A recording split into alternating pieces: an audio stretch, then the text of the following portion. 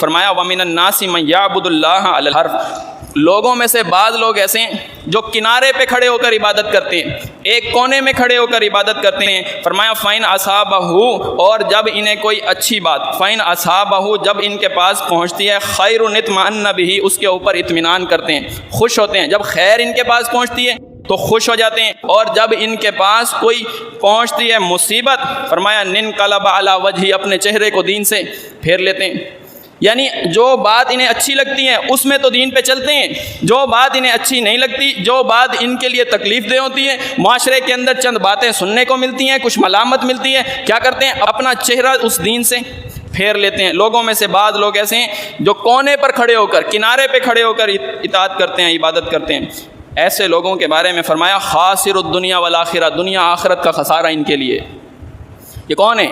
یہ یہودیوں کا ذکر ہو رہا ہے، یہ نصرانیوں کا ذکر ہو رہا ہے۔